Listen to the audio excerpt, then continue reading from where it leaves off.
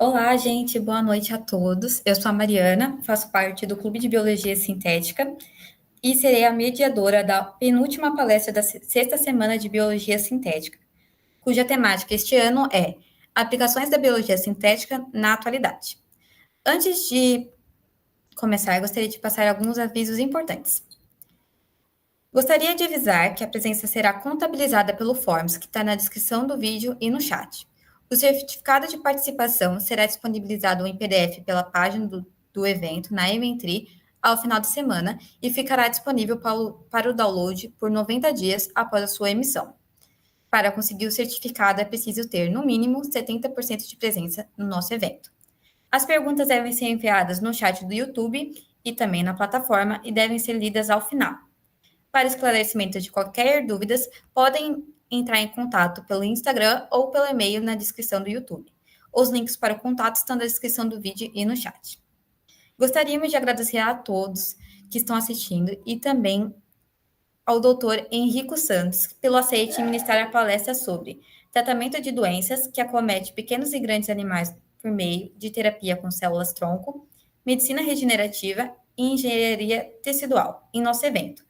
O professor convidado é Henrico Santos, graduado em Biociências e Biotecnologia, com ênfase em Biotecnologia Animal, pela Universidade Estadual do Norte Fluminense em 1998 e mestre em Engenharia Genética pelo Departamento de Biotecnologia pela mesma universidade em 2001.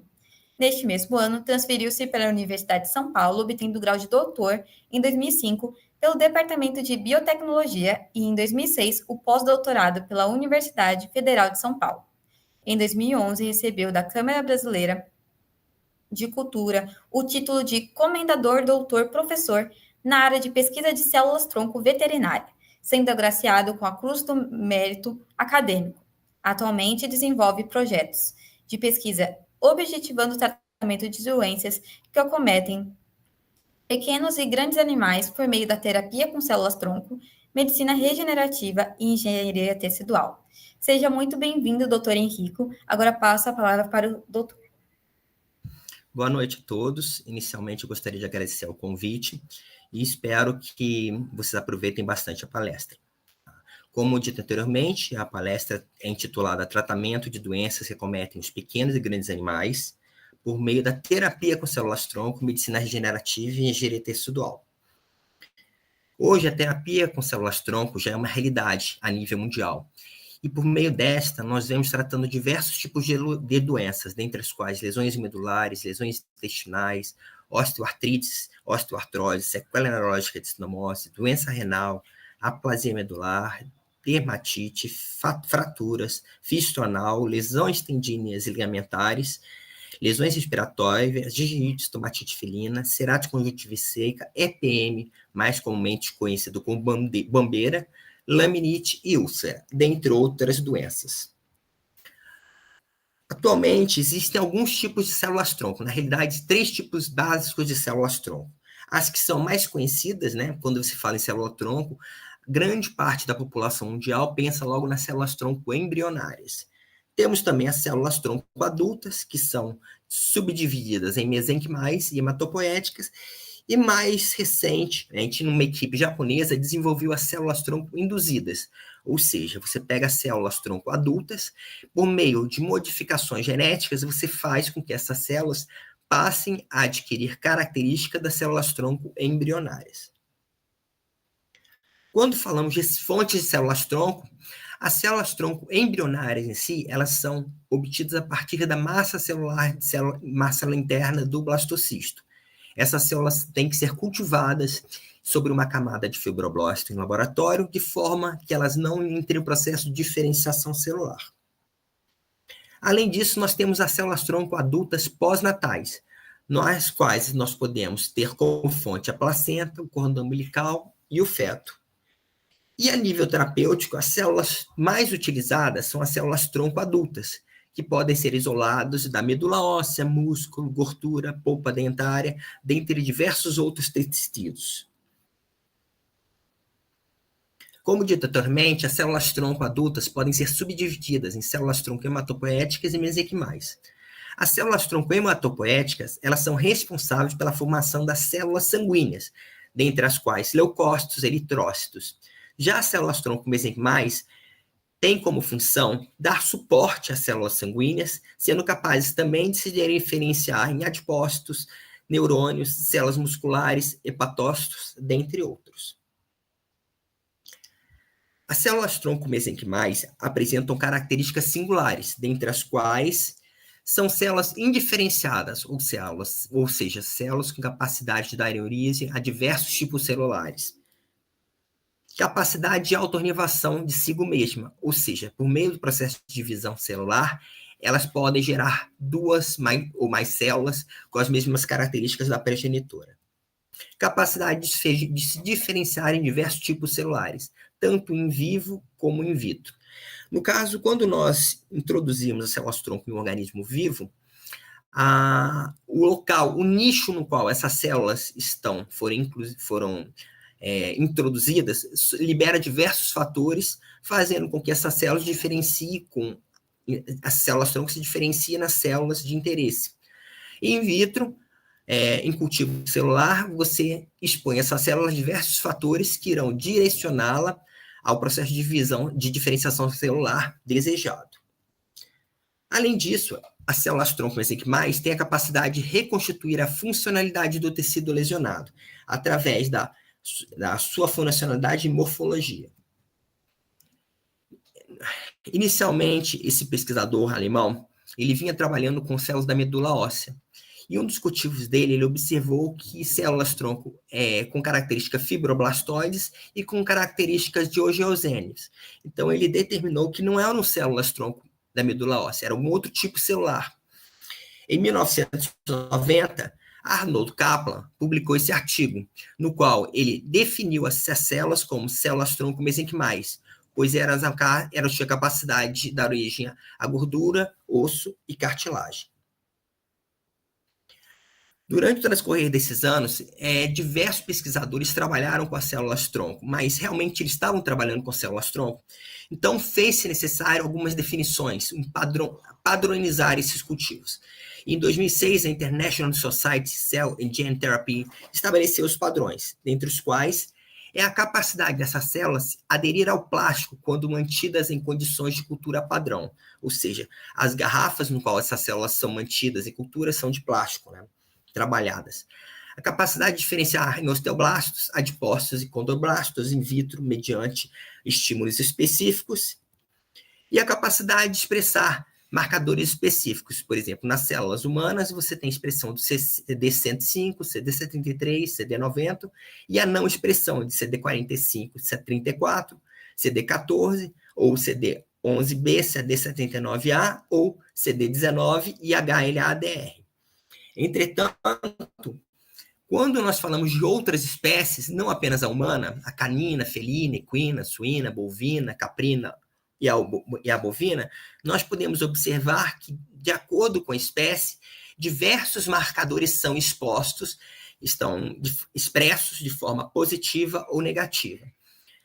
Nesse caso, essas células obtidas a partir das espécies têm que apresentar a mesma característica de adesão celular e de diferenciação em osso, cartilagem e gordura. Entretanto, os marcadores de superfície celular, como nós podemos ver, são distintos. Quando nós falamos de aplicações terapêuticas, definir a fonte na qual você vai obter essas células é de fundamental importância. Por quê? Você tem que obter essas células de forma a menos invasiva possível, ou seja, para o animal sofrer o menor dor possível. Nós trabalhamos basicamente com duas fontes, a polpa dentária e o tecido adiposo. A polpa dentária pode ser obtida no processo de troca de dentição do animal, e a gordura pode ser obtida no momento de uma castração ou mediante uma pequena biópsia. Entretanto, surgiu a questão, as células-tronco isoladas de ambas as fontes apresentam os mesmos potenciais? Nesse trabalho, nós isolamos as células-tronco de ambas as fontes, analisamos seu potencial de proliferação e diferenciação antes e após o processo de congelamento. E observamos que ambas as células apresentavam as mesmas características, ou seja, o mesmo potencial. O processo de obtenção de células-tronco, como dito, em pequenos animais, cachorro e gato, é feito, no caso da troca de dentição, né, dentro de leite ou mediante uma biópsia. O tecido coletado é encaminhado para o laboratório. No caso de um cavalo, as duas fontes utilizadas principalmente, na realidade, é o aspirado da medula óssea e a coleta de tecido adiposo. No caso da coleta de tecido adiposo, ele normalmente é feito na região próxima à cauda. Você faz uma raspagem, limpa o local, anestesia, coloca o pano cirúrgico, faz uma pequena incisão e a coleta do tecido adiposo, que ele é encaminhado para o laboratório. Nesse, a tecido adiposo ele é processado de diversas formas no laboratório, é isolado, caracterizado com base com estudos anteriores, né, como dito, diferenciação, proliferação e marcadores, e armazenado para a futura utilização. Essa harmonização pode ser feita em menos 80, ou seja, você congela as células e coloca no menos 80, ou em um botijão de nitrogênio líquido. Aqui nós vamos ver o vídeo no qual é simulado o processo de isolamento das células-tronco mesenquimais obtidas a partir do tecido adiposo. As células estão sendo retiradas, isoladas, né? Elas, como eu disse anteriormente, elas se aderem à placa e começam o potencial de proliferação delas. Elas vão ser isoladas, analisadas com a sua diferenciação e marcadores. Após essa análise, ela é expandida novamente, pois nós garantimos que estamos trabalhando com células-tronco, e a nível terapêutico nós teremos que ter uma grande quantidade de células. Então, o que acontece? Nós vamos expandir essas células em diversas garrafas de cultura.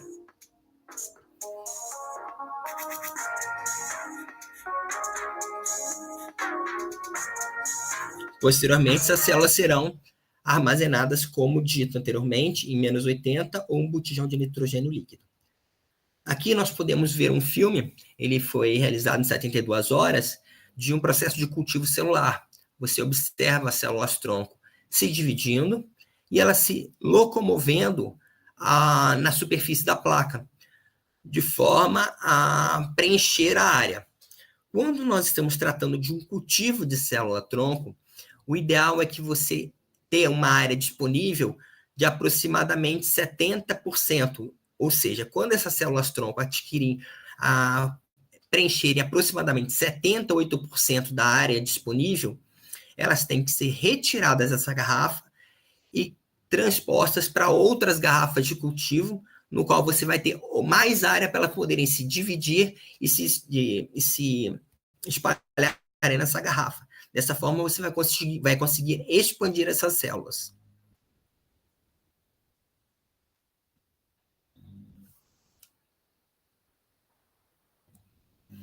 Quando nós falamos de células-tronco mesenquimais, dois fatores são extremamente relevantes. A idade dessas células e o potencial dessas células. Esse estudo foi feito com células-tronco isoladas medula óssea de humanos. Foi observado que um recém-nascido apresenta uma célula-tronco para cada 10 mil células mononucleares. Um indivíduo de 80 anos, uma célula-tronco para 2 milhões de células mononucleares. Como a gente observa, a quantidade de células-tronco tende a decair significativa no transcorrer da idade do indivíduo. Não só a quantidade, como a qualidade dessas células. Agora nós iremos partir para a aplicação terapêutica. Bom, em primeiro lugar, nós temos que definir o que é a terapia celular. A terapia celular ela é mais comumente definida como a arte de se administrar células vivas ao corpo de um receptor, objetivando o tratamento de uma condição médica específica que acomete ao paciente. Quando se fala em terapia celular, as pessoas normalmente acham que é uma coisa nova. Não, não é. A terapia celular já é feita há bastante tempo. Afinal, uma transfusão sanguínea, um transplante de medula óssea, é algo que já se faz há bastante tempo. A novidade em si são o transplante com células-tronco, que pode ser feito de forma autóloga ou halogênica. Na terapia autóloga, você coleta as células de um paciente e introduz essas células no mesmo paciente. Já na terapia celular alogênica, você tem as células de um paciente para introduzir em outro paciente. Aqui a gente convém lembrar que quanto mais jovem um animal, maior é a quantidade e o potencial dessas células. Então, é extremamente interessante na terapia alogênica você utilizar células de um animal novo num animal adulto ou já com a idade avançada. Mas como é feito esse procedimento? Na terapia autóloga, é necessário a coleta da amostra do paciente, o encaminhamento da mesma para o laboratório, onde ocorrerá o processo de isolamento, expansão e caracterização das células, que serão posteriormente armazenadas. Mediante solicitação do médico veterinário, no caso, essas células são encaminhadas para o médico, o qual irá transplantá-las no seu paciente. Esse procedimento envolve aproximadamente 4 semanas. Já na terapia alogênica, as células tronco são obtidas a partir de doadores jovens e já foram previamente isoladas, expandidas e caracterizadas, estando armazenadas ou um botijão de nitrogênio líquido ou num freezer menos 80. Com isso, as células podem ser solicitadas e enviadas ao médico veterinário, no caso, para uma aplicação a um transplante de células celular, num período de 24 a 48 horas. Quando falamos nos mecanismos de ação, nós devemos lembrar que a resposta a injúrias em filhotes,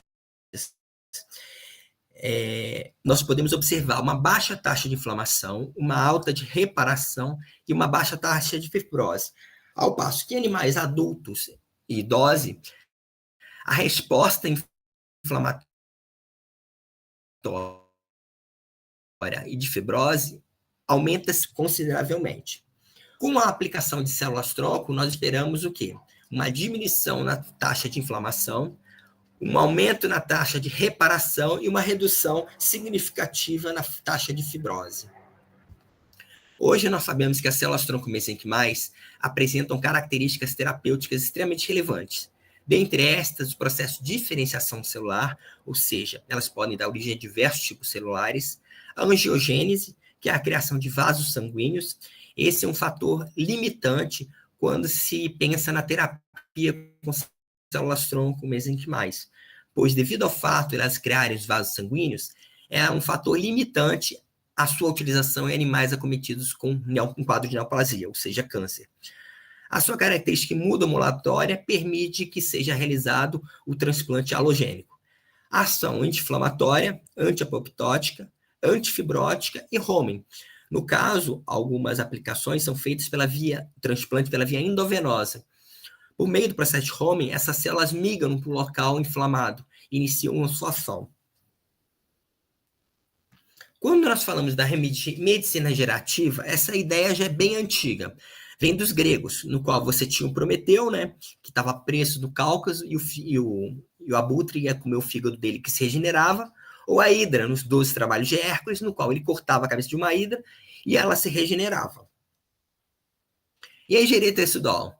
Hoje nós podemos definir a engenharia tecidual como uma abordagem interdisciplinar, que tem por objetivo criar tecidos tridimensionais, funcionais que combinem suportes 3D e scaffolds. Há um tempo atrás, resolveu-se passar o nome de scaffolds para andames na literatura aqui no Brasil, mas definiu-se voltar para scaffolds novamente. Células e moléculas bioativas, que têm por objetivo estimular a adesão, diferenciação e proliferação celular, tendo em vista promover a produção de moléculas específicas ao tecido-alvo.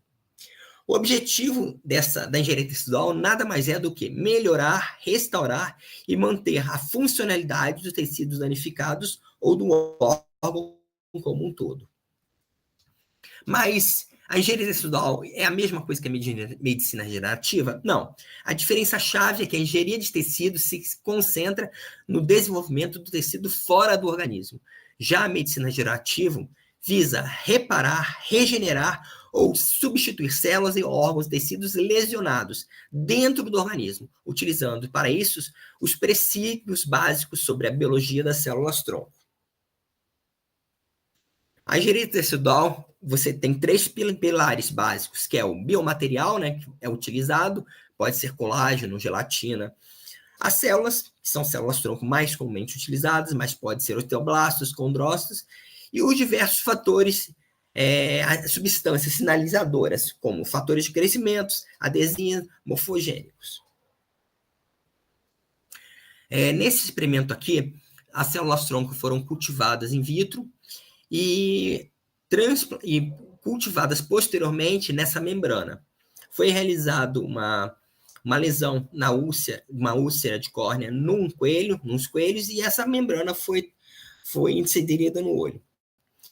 Aqui nós podemos observar o olho do grupo experimental, né, antes e após o transplante, e o grupo controle. O que nós podemos observar? No grupo experimental, ocorreu a transparência da córnea no período de 1 a 12 semanas após o transplante. Entretanto, no grupo controle, observamos um olho vascularizado e recoberto de conjuntiva. Por meio do processo de histologia, nós podemos comparar o tecido o epitélio normal, o epitélio neoformado, e a utilização apenas da membrana amniótica. O que observamos? No grupo experimental, a formação uniforme do epitélio da córnea. Já no grupo controle, uma estrutura desorganizada das camadas do epitélio e estroma, além da presença de vasos sanguíneos. Quando nós falamos de medicina regenerativa, algumas pessoas acham que as células-tronco é a solução para tudo. Não. Eu gosto de ressaltar que o importante quando nós objetivamos um tratamento, seja em animais ou humanos, é a medicina integrativa. Por exemplo, se você tem um cavalo que sofreu uma lesão tendínea e você utiliza células-tronco para recuperar o tendão desse animal, esse animal vai precisar de um processo de fisioterapia para tornar sua recuperação mais efetiva. Pode-se utilizar acupuntura. Um animal que tem um problema articular e tem um sobrepeso, é importante você fazer uma redução, ou seja, um trabalho nutricional desse animal para que ele retorne ao seu peso padrão, para posteriormente você utilizar a medicina regenerativa. Como a gente pode ver, para uma eficácia terapêutica, a medicina integrativa é de fundamental importância. Quando nós objetivamos o tratamento na medicina veterinária em si, e também a humana, nós temos como ideia principal a melhoria da qualidade de vida ou a cura dos animais. Quando nós tratamos um animal, a nossa ideia é sempre melhorar a qualidade de vida do paciente. Quando nós temos um trabalho bem feito entre as células, o médico veterinário e a fisiologia do animal, pode resultar na cura dos animais. Por exemplo, animais que sofreram um quadro de aplasia medular, eles tendem a curar. Já o animal que tem um quadro de doença renal, sempre será um paciente renal, mas você vai conseguir, através da fluidoterapia, da explicação das células-tronco, dar uma melhoria na qualidade de vida do seu paciente. O que eu gosto bem de ressaltar é a importância da medicina veterinária personalizada. Nós temos diversos... Quando chega, por exemplo, 2 pastores alemães para o médico veterinário, ele tem que definir bem. Os 2 estão com problemas articulares, mas um tem problema dermatológico. Então, a abordagem terapêutica que você vai dar para o animal que tem só problema articular não será a mesma que vai ser dada para um animal que tem problema articular e um problema dermatológico. Então, para você ter uma eficácia da medicina regenerativa, da engenharia tecidual, da terapia celular, é extremamente importante a personalização do diagnóstico, ou seja, ter um diagnóstico bem definido de acordo com o seu paciente. Aqui nós temos listadas as principais doenças tratadas atualmente. Nós temos fraturas na união óssea, lesões articulares, osteoartrite, osteoartrose, lesões traumáticas, medulares ou compressivas, lesões tendíneas ligamentares que acometem principalmente os animais de competição, completivite, estomatite felina, sequela neurológica de sinomose, que acomete bastante aos cães que não são vacinados, laminite, que tem uma alta incidência em animais de competição, seja cavalos, também você apresenta uma alta incidência também em bovinos, lesões de menisco, geriatria, no qual você objetiva principalmente a melhoria da qualidade de vida sistêmica, na realidade, do animal idoso como um todo, a cerotoconjuntivite seca, lesões dermatológicas como atopia, aplasia e hipoplasia medular, doença renal, pode ser a crônica ou aguda, fístula anal, úlceras de córnea, por exemplo, inflamações intestinais, lesões respiratórias, como asma felina, bronquite canina, EPM,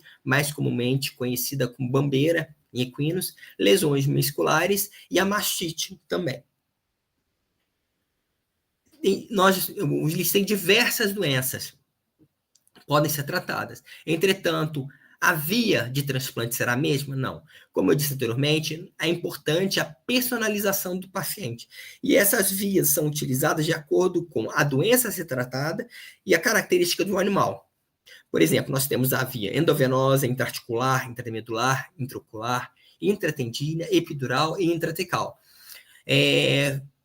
Essas vias, obviamente, quanto mais local for o transplante, maior é a concentração de células e melhor será o resultado. Entretanto, diversos fatores têm que serem levados em consideração. Por exemplo, se um animal tem uma displasia coxofemoral, um problema articular, o ideal é uma aplicação local. Entretanto, se é um animal bem idoso, que o médico veterinário falou, é bem complicado você anestesiar esse animal. Então, a opção passa a ser uma aplicação endovenosa. Como vocês podem ver, a aplicação, o transplante, a via utilizada vai depender também das características do animal. Por isso que eu gosto de enfatizar sempre a importância da medicina personalizada. Aqui nós temos um caso de um animal, a Nina, acometida por um quadro de displasia coxofemoral.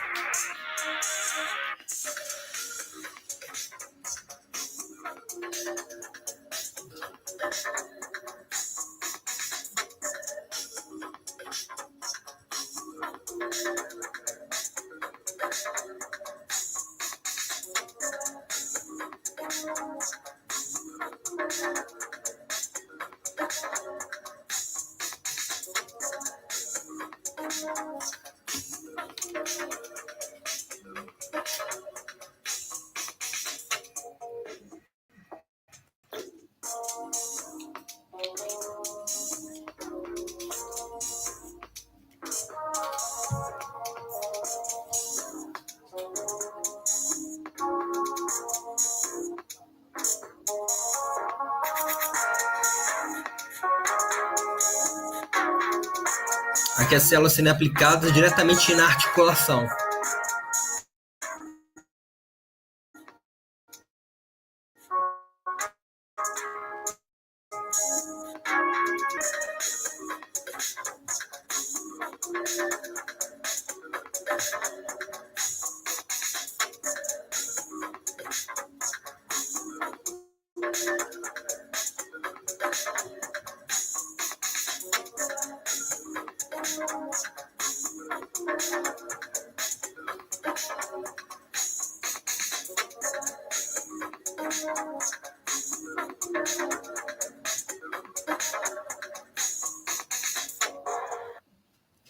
No caso da Nina, nós podemos observar duas características das células-tronco mesenquimais.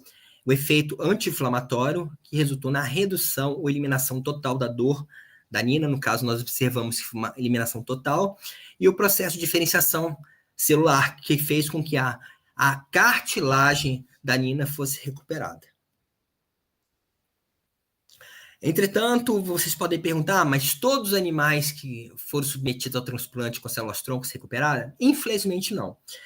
Aproximadamente 80% você consegue uma melhoria na qualidade de vida do animal, ou seja, o animal tem totalmente a sua qualidade de vida recuperada, ou uma melhora significativa, 10% não apresenta alteração alguma, e, infelizmente, 5% apresenta uma piora no quadro, ou seja, a aplicação das células não teve um efeito desejado e a doença, o problema da degeneração da articulação continuou. Por isso, a piora do quadro. Aqui nós temos o caso de Tarzan, que foi um animal acometido por um quadro de sequela neurológica de cinomose.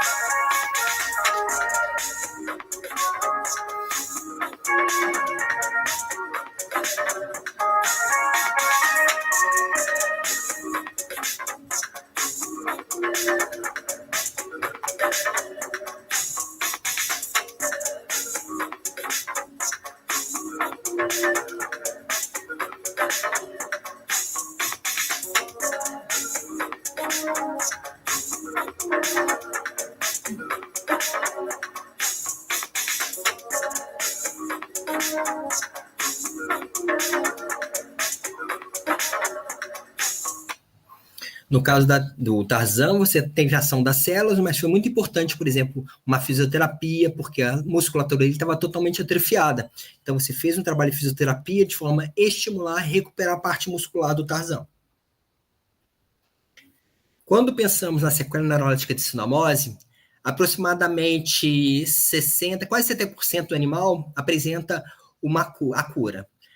25% uma melhora, ou seja, no caso da cura, você consegue, no caso de recuperar totalmente um animal, não apresentar mais quadro de mioclonia. Já um animal com 25%, normalmente você tem uma melhora significativa do animal, ele pode apresentar uma dificuldade um pouco para se locomover, não há eliminação total do quadro de mioclonia, porém, animais de aproximadamente 10% não apresentam resposta. Principalmente se respostas são os animais que já estão acometidos por esse quadro há bastante tempo, mais de 1 ano, 2.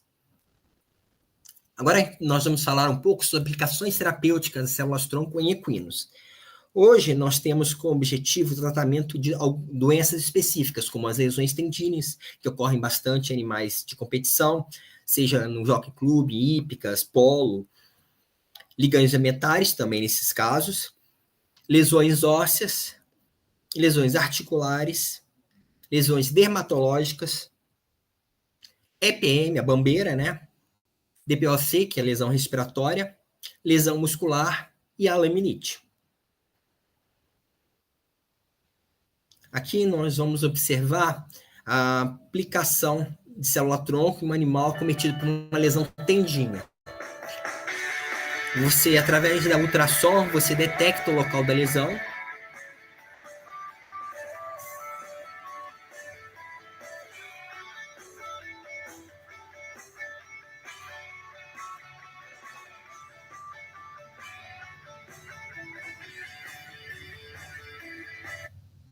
E coloca a agulha lá.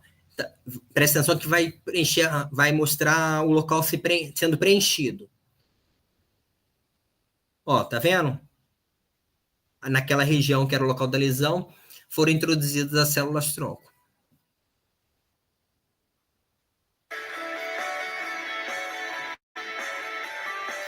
O animal é submetido à bandagem e colocado um tempo para poder se recuperar.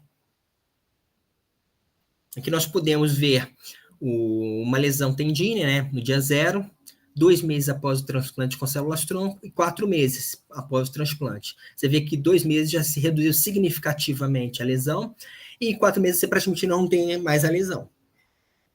Convém lembrar, é muito importante a terapia integrativa. Nesses animais, uma ozonioterapia, acupuntura, laser terapia também podem ser utilizadas.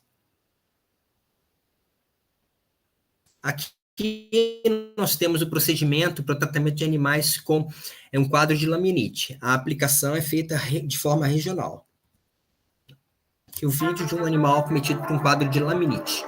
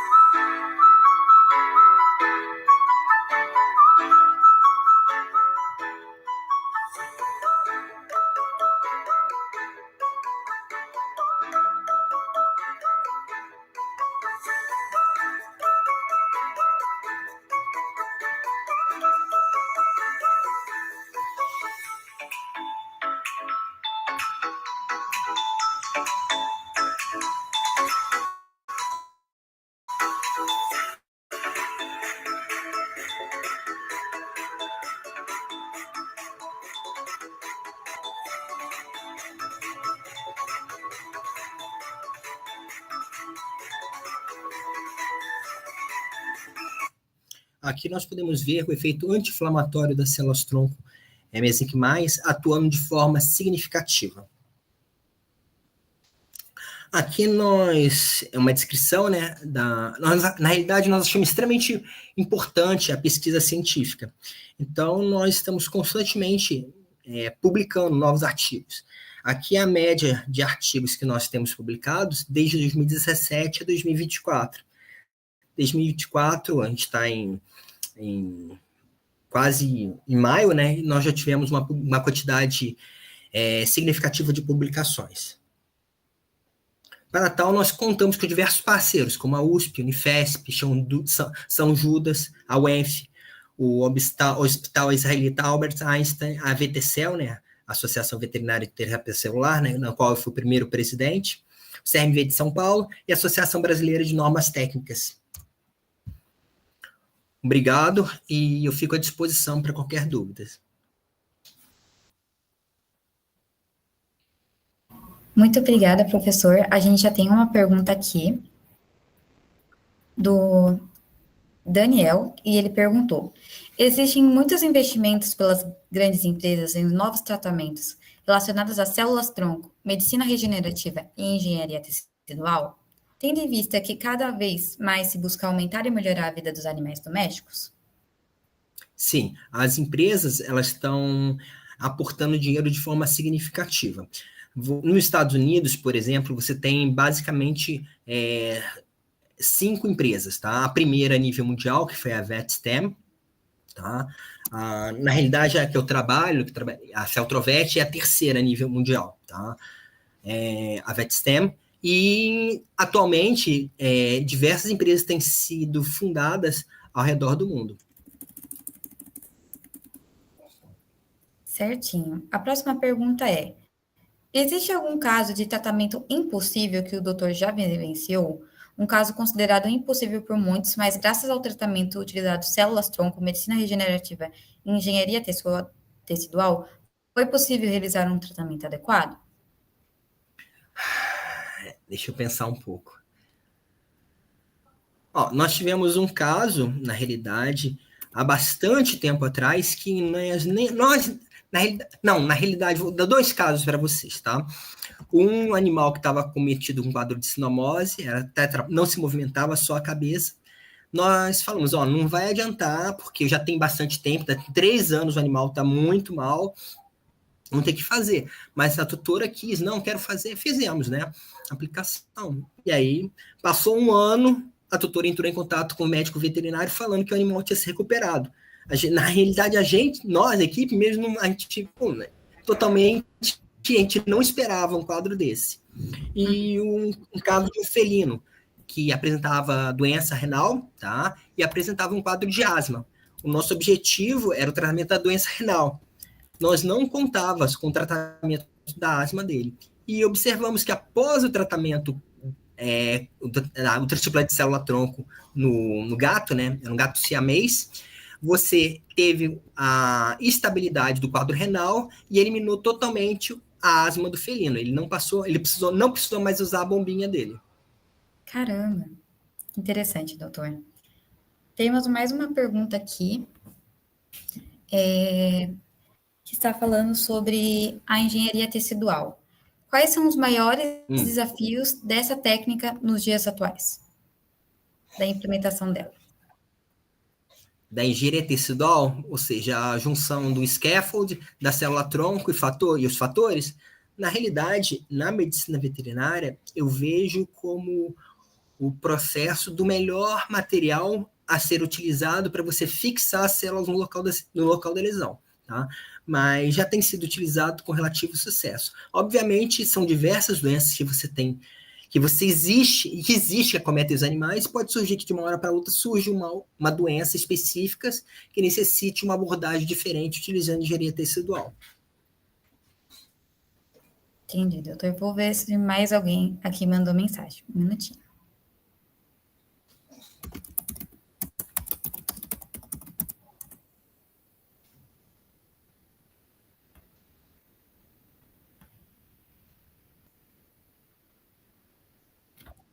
Aqui. Podemos fazer um paralelo do Gustavo Cabral. Ele perguntou: podemos fazer um paralelo entre a terapia gênica e o tratamento com células-tronco? Parece que as células-tronco, se inseridas nesse contexto da edição gênica, aumenta bastante a capacidade dessa medicina regenerativa, certo? Ele está perguntando se a terapia gênica aumenta significativamente o potencial das células-tronco. É isso que ele perguntou? Isso, eu entendi que é um paralelo entre essas duas formas de terapia. Olha, a terapia gênica nada mais é você introduzir um gene específico que você é de seu interesse, tá? Quando eu comecei o trabalho com a biotecnologia animal, a minha primeira equipe foi uma equipe de russos que o objetivo era a produção de uma cabra transgênica, ou seja, uma cabra que, por meio da terapia gênica, né, produzisse uma proteína específica humana em seu leite, tá? Estudos feitos recentemente, os primeiros estudos envolvendo mastite foram feitos com células tronco mesenquimais geneticamente modificadas. Certinho, doutor. Mais uma pergunta aqui. Aliás, foi o Cabral também que ele mandou. Ele mandou assim: aliás, acredito que possa entrar em uma discussão ética e regulatória. Como você acha que o desenvolvimento das pesquisas pode contribuir com a discussão? Gostei muito da palestra. Deu uma interferência, podia repetir, fazendo favor? Claro. Ele perguntou: acredito que possa entrar em uma discussão ética e regulatória.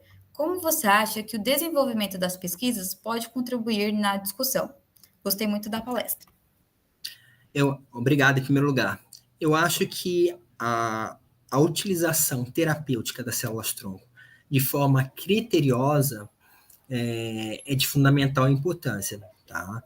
É muito importante que o médico feche o diagnóstico corretamente para você ter um trabalho eficaz e efetivo. As empresas que fornecem as células-tronco também têm que ter a consciência que elas têm que fornecer uma célula-tronco de qualidade. E eu acho que é isso. Tá bom, doutor, muito Faltando alguma obrigada. coisa? Acho que não temos mais perguntas no Não, momento. na pergunta desse rapaz, ficou faltando alguma parte, né? Alguma resposta para ele?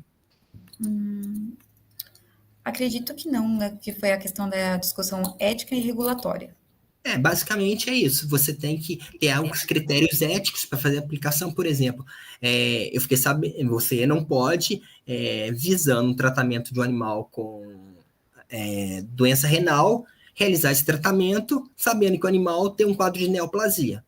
Você está tratando uma doença, mas você está agravando um quadro muito pior. Então, você tem que ter a responsabilidade de falar para o tutor, infelizmente, nós não podemos utilizar o transplante de célula-tronco em seu animalzinho, porque ele está com quadro de neoplasia. E, obviamente, explicar os motivos. Tem que ter essa responsabilidade. Certinho, doutor, muito obrigada. Então, agora, a gente vai finalizar. Então, parabéns pela palestra, doutor, muito obrigada. Então, vamos encerrando por aqui. Gostaríamos de agradecer a presença de todos que estão aqui na palestra. Esperamos muito que vocês tenham gostado e aprendido. E também gostaríamos muito de agradecer ao doutor Henrico por ter disponibilizado seu tempo e seu conhecimento conosco. Eu que agradeço. Eu agradeço o convite e me coloco à disposição caso vocês precisem de uma nova palestra futuramente. Fiquem à vontade. Certinho. Obrigada, doutor.